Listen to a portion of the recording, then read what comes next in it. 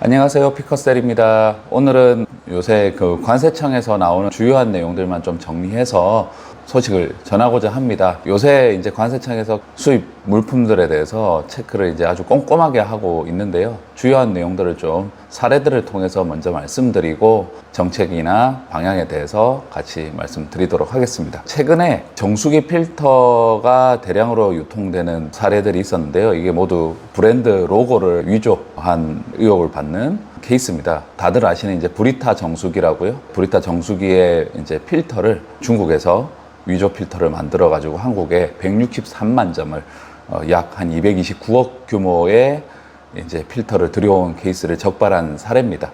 그래서 이제 성능 시험에서 보면 납 제거율이 한 63%로 기준이 한 90% 정도 되는데요. 크게 못 미치면서 이제 중금속이 그대로 마시는 수준이라는 지적을 받으면서 국내 오픈마켓이나 SNS에서 실제 유통되는 사례들을 이제 확인한 케이스입니다.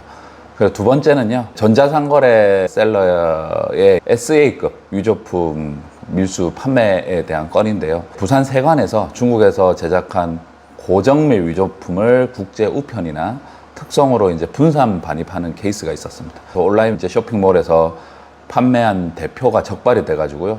총액이 약 한 208억, 그다음 부당이득이 약 7억 원 정도 은닉을 하면서 해외 직구 악용 범죄 단속을 강화를 하겠다는 발표를 관세청에서 했습니다. 세 번째는 지지난주에 한번 이야기 드렸던 캐릭터 굿즈의 라부부에 대한 가품 급증이 지금 계속 일어나고 있답니다. 그래서 품귀 현상도 있고 리셀 수요도 계속 커지다 보니까 이제 위조 굿즈가 최근 2개월 동안 7천여 점 정도 압수가 됐고, 이런 식으로 인형이나 피규어, 키링 폰 케이스 등의 다양한 상품들을 위조품들이 이제 들어오고 있는데요. 항상 이제 정해진 정품을 판매하는 판매처에서 구매하시는 방법 사용해야 될 것이고, 그리고 네 번째는 화장품이나 향수 등의 위조 수입이 지금 계속 늘어나고 있습니다. 대부분이 중국발인데요. 중국발 가품 화장품 향수가 해외 유명 브랜드에 대한 상표를 붙여가지고 이제 한국으로 들어오는 것들이 대거 또 적발되어서 수사하고 있는 상황이고, 정품가의 약 한 10분의 1 가격, 한 10% 정도 되는 금액으로 지금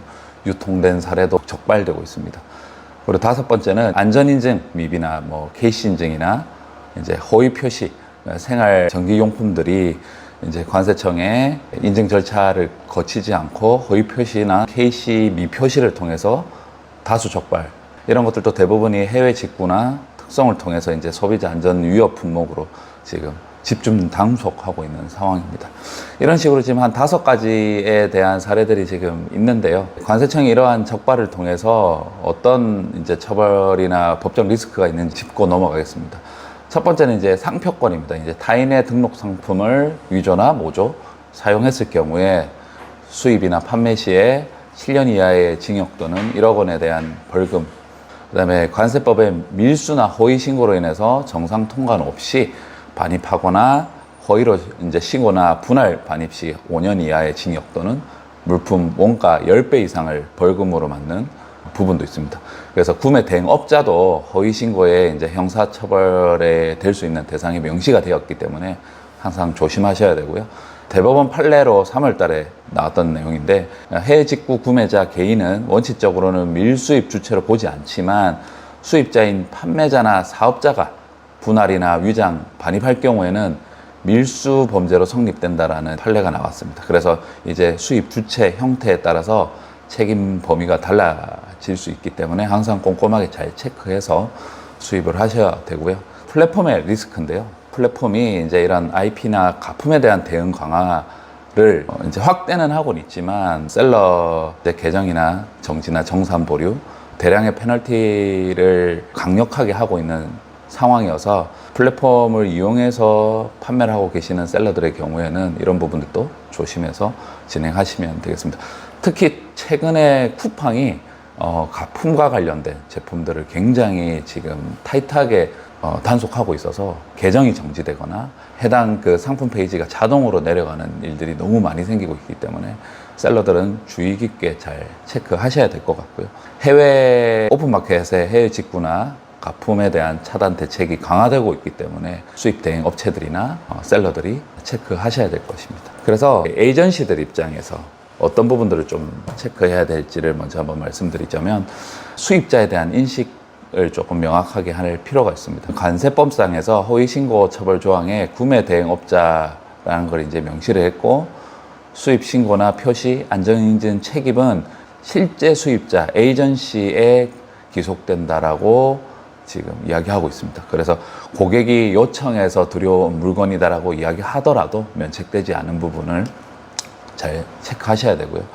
그 다음에 브랜드나 뭐 브랜드에 대한 권리나 진품성에 대한 증빙을 이제는 상품을 들어오셨을 때 관련 증빙 서류들을 잘 구비해서 잘 사전에 확보해 가지고 소싱을 하셔야 되고요.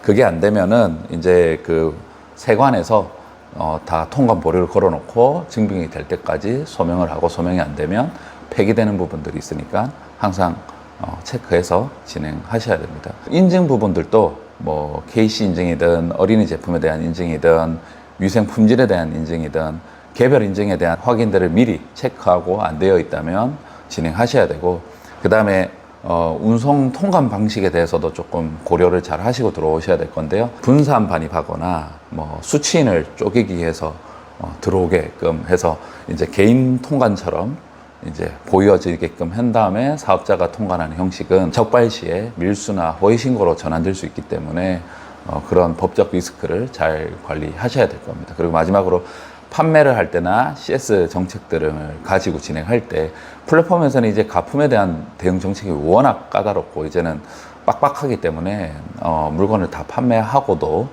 정산을 받지 못한다거나 증빙에 대한 정품에 대한 증빙 요청을 못할 시에 정산이 보류되거나 계정이 아예 삭제되는 부분들이 지금 지속적으로 발생되고 있고, 그중에서 쿠팡이 지금 체크해 나가고 있다는 부분 확인해 주시면 좋을 것 같습니다. 그리고 직접 수입하시는 셀러들 입장에서 크게 다르진 않지만 이게 정품인지 가품인지에 대한 검증을 좀 명확하게 잘 하셔야 됩니다. 예를 들어서 가격이 정상 유통가 대비해서 너무 싸다, 과도하게 너무 낮은 금액으로 판매가 되고 있다거나 아니면 벌크 포장이거나 아니면 정품 보증에 대한 서류가 미첨부되어 있다면 이런 것들은 웬만하면 구매 안 하시는 게 좋고요.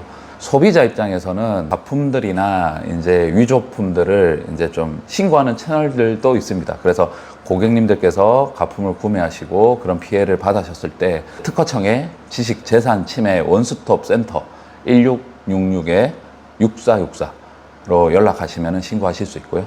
그 다음에 관세청 밀수신고나 위조상품 제보 포털에서 이제 신고하시면 신고 포상금 제도도 운영하고 있으니까 소비자들이 직접 신고를 하면서 해당 제품들을 국내에서 팔 수 없도록 중요한 역할 중에 하나라고 생각을 합니다.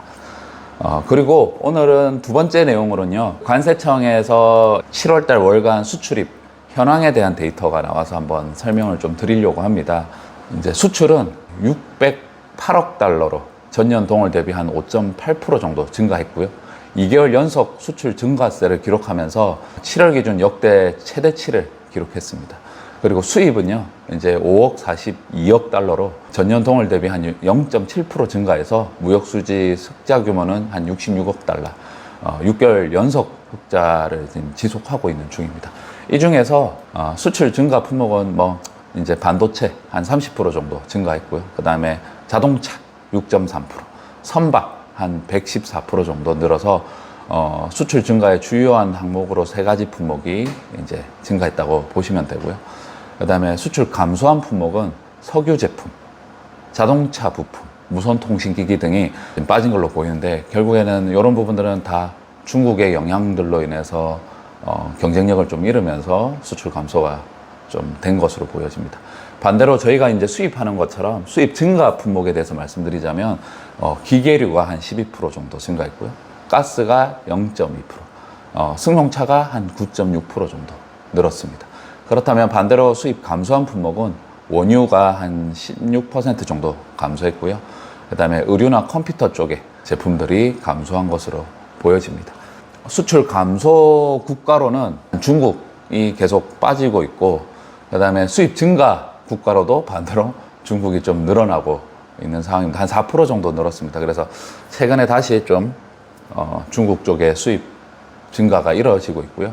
그 외에 뭐 이제 유럽 연합이나 대만, 베트남, 호주 중에 이제 수입이 좀 늘어나고 있는 추세입니다. 그러면은 수입이나 수출을 할 때 발생했다 운송비에 대한 현황도 이제 데이터가 나와서 한번 말씀을 좀 드리고자 합니다. 관세청에서 이번 7월 달 그 현황 수출입 운송 비용 현황을 발표를 했는데요. 관련 데이터들을 좀 말씀을 드리자면 해상 수출부터 먼저 말씀드리겠습니다. 그래서 40피트 컨테이너 기준으로 이제 비용이 하락된 곳은 미국 서부, 그 다음에 미국 동부, 그 다음에 중국, 베트남 등의 좀 해상 수출에 대한 비용이 좀 하락했는데요. 미국 서부는 한 8.5%, 동부는 한 4.5%, 그 다음에 중국이 한 6.2%로 수출할 때 들어가는 이제 해상 비용 등이 좀 줄어서 아무래도 이제 수출에 조금 용이하다라고 보고, 중국은 한 4개월 연속 계속 하락하고 있었습니다. 그리고 그 다음 베트남이 이제 한 5.7% 정도 감소했고, 반대로 비용이 상승한 국가는 이제 유럽연합이 한 6.3% 정도 수출하는데 운송 비용이 이제 늘었고요. 그다음에 일본이 한 11.9%로 최근에 확 늘었습니다. 그래서 그런 부분들을 잘 체크하셔서 수출할 때 운송 비용 등을 국가별로 체크하실 필요가 있을 것 같고요. 그 다음에는 해상 수입입니다. 이제 수입할 때 발생하는 운송 비용 등이 이제 하락한 국가는, 저희는 이제 기본적으로 중국 쪽 수입을 많이 하고 있기 때문에 거의 한 뭐 90% 이상이 중국에서 수입하는데, 중국에서도 뭐 소폭 이제 비용이 하락하긴 했습니다. 한 1.2% 정도 감소를 했고요. 그 다음에 일본이 한 7.3% 정도 감소한 상황입니다. 반대로 수입하면서 좀 이제 운송 비용이 늘어난 국가는 미국 서부가 한 11%, 그 다음에 유럽연합이 한 12%, 그 다음에 베트남이 한 3.9% 정도 비용이 늘어났다고 보시면 되고요.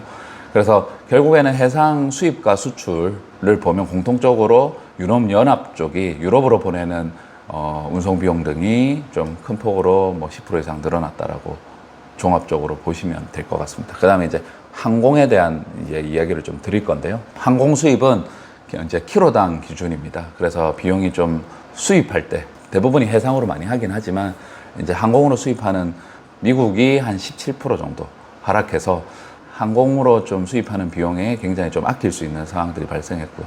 일본이 한 8.1% 감소했습니다. 반대로 이제 비용이 상승한 곳은 이제 유럽연합이 한 5.6%, 그 다음에 중국이 0.1%, 베트남이 2% 정도로 이제 항공 수입할 때 발생하는 비용들, 중국이 이제 0.1%니까 뭐 큰 차이는 안 나지만 기본적으로 항공으로 수입하는 비용들이 비싸기 때문에 해상 수입 위주로 하시는 게 좀 더 유리하실 것 같습니다. 요약해서 말씀드리자면, 기본적으로 해상 수출 비용은 미국, 중국, 베트남 등의 주요 경로에서 전반적으로 하락이 있었다는 거, 그에 반면에 유럽이나 일본 등의 이제 행선지는 좀 비용이 비싸졌다는 거. 그다음에 해상 수입 비용은 미국 동부나 일본 경로가 좀 하락했지만 미국 서부나 유럽, 그다음 베트남 등이 좀 오히려 증가했다는 부분. 그다음에 항공 수입은 이제 미국, 일본은 크게 줄었지만 이제 유럽이나 중국, 베트남은 소폭 상승한 흐름을 보이고 있습니다. 그래서 월별로 뭐 이제 변동사항은 계속 있겠지만, 저희는 이제 중국 쪽 관련된 데이터들 좀 유심 있게 보면서 최대한 셀러들한테 좀 운송비나 그다음에 상품 단가, 그다음에 환율 등을 좀 추이를 잘 체크해서 제안 드리면서 가장 좋은 제안 등을 좀 드리려고 하고 있고요. 그리고 마지막으로 9월부터 중국이 무역 성수기 기간입니다. 그러다 보니까 계획하고 있는 발주 상품들이 있으시다면 빠르게 좀 상품을 넣는 것이 좋을 것 같고요. 만약에 좀 늦게 넣으시면 좀 상품이 딜레이 되거나 지연되는 경우들이 많이 생기기 때문에 소요 기간을 좀 충분히 확보하고 진행하는 상품이면 상관없겠지만, 좀 빠르게 상품을 받아서 진행해야 되는 상품들의 경우에는 미리미리 상품을 넣는 게 또 좋으실 것 같고요. 보통 한 10일에서 15일 정도 받을 수 있는 거에 대한 상품들이 뭐 예를 들면 20일이나 30일로 딜레이 되는 경우들이 분명히 생기기 때문에 빠르게 진행하시는 것이 훨씬 더 유리할 것 같습니다. 오늘은 관세청에서 나온 주제들을 가지고 말씀을 드렸는데요. 8월달, 9월달 진행하고 있는 상품들에 대해서 잘 체크하시면서 많은 판매 이루시기를 바랍니다. 감사합니다.